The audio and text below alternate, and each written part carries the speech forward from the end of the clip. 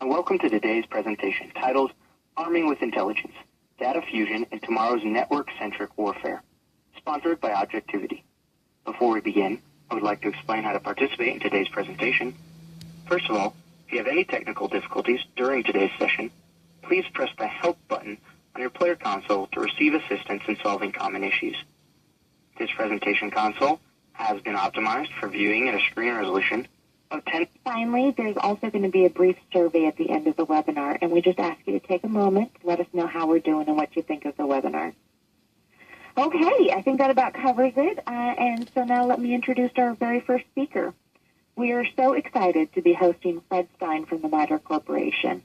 As technology continues to evolve, Fred remains on the cutting edge of his profession as he continues to seek out innovative and new concepts. He is a retired colonel of the United States Army and is now MITRE's Senior Principal Engineer for Network-Centric Warfare. Among Fred's many accomplishments is the book Network-Centric Warfare, which he co-authored with two colleagues, David Alberts and John Gertzke. He also serves as a member of the Swedish National Advisory Board on Network-Based Defense, an advisor. He's also an advisor to the Department of Defense Office of Force Transformation, and he's also an assistant professor of information warfare and network-centric warfare at the Army War College. He's also a proud recipient of the Arthur K. Dabrowski Award. So welcome, Fred. Kimberly, welcome. And I have to advise everybody that this is the first webinar I've ever given. The last time I gave this kind of presentation was a week ago in front of 1,300 people at the first cyber conference for the Air Force, and it'll be exciting to hear your comments or read your comments and go through it. Without further ado, I think the first thing we all ought to think about is, are we in fact in a new era? Are we in fact entering the information age? And I think for folks that are working through this right now, the answer to that is absolutely yes. The characteristic of the new age is that it is inhabited by people who were born before 1985 and those born after 85. And your current speaker, I am sad to say, was born significantly before in 1985. And as you will see later in a test, considers himself a digital immigrant moving toward digital fossil status. So these changes and innovations in society, economics, business, social, and the military are far-reaching, penetrating, and I think extraordinarily interesting for our period.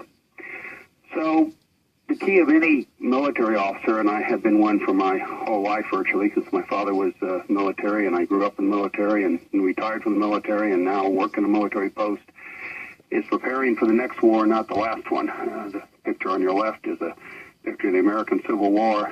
The picture on your right is a science fiction version of what may be the next one. And warfare here means whether it's kinetic and blowing things up, or whether it's cyber, or whether it's changing hearts and minds of people and making movements toward freedom, democracy, etc. So warfare is a generalized term.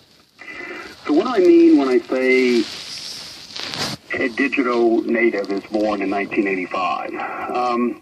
This slide, and I don't know how it comes out on full screen and looking for you, but this slide sort of gives some feeling of what happens to you if you were born in 1985, or nieces or nephews or sons or daughters who were born in 1985. And I think what's extraordinary about it is the pace of change, that the folks born in that era were raised connected, were raised with the expectation of being able to reach out and touch friends on Facebook, were raised in the expectation of not going to the Encyclopedia Britannica or a library, but going to the Internet. And note, by the way, that I don't give any of this whether it's good or bad. It merely is. And I think that's important during this future discussion, is the expectation of these digital natives, for they, in a military sense, fight the war at the front lines. They, in a commercial sense, sell the product on the front line. And the others, the digital immigrants, fossils, or naturalized citizens, often make the decision of what systems to buy, what research to conduct, how much money to spend, what to put on the marketplace. And if we have a disconnect between these two groups of people, as I sometimes feel we do, we have a significant issue.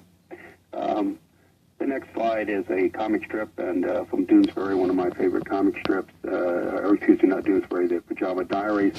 And I'll skip to the final frame of that one. I'll let you read it later. But basically, the father who has gotten a new cell phone says, are you happy now? And he says, sure.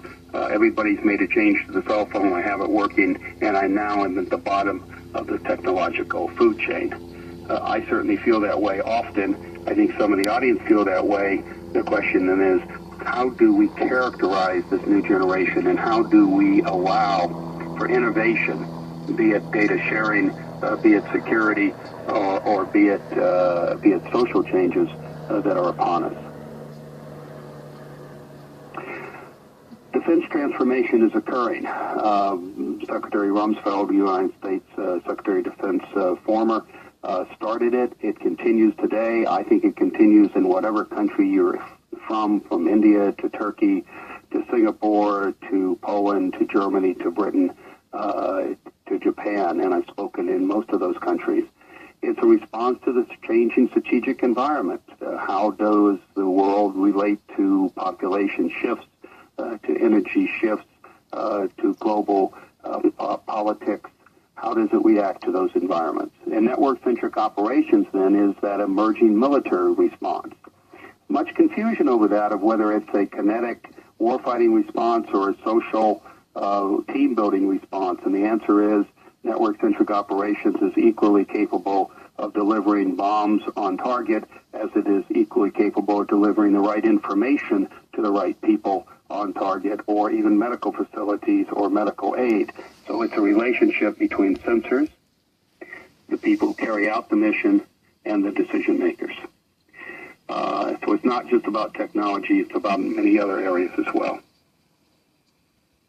There are orders of magnitude changes taking place before our eyes. I'm sure this audience is aware of it. The first is the easy one. The first says it's an order of magnitude that more things talk to more things. That's pretty clear.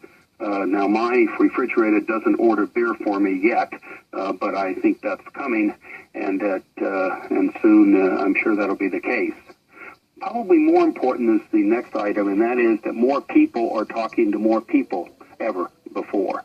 Now, whether you're a parent and you're concerned whether a child's talking to a girlfriend or a boyfriend, or more ominously, some of you wish they wouldn't talk to, the fact is that peering and connectiveness is taken as an order of expectation by people today, and it's all over. And then that impacts organizations. Organizations may appear to be lined up with a hierarchical line diagram, but frankly, the communities of interest that always existed now are able to talk and share data and share information and share videos in a way they never could before.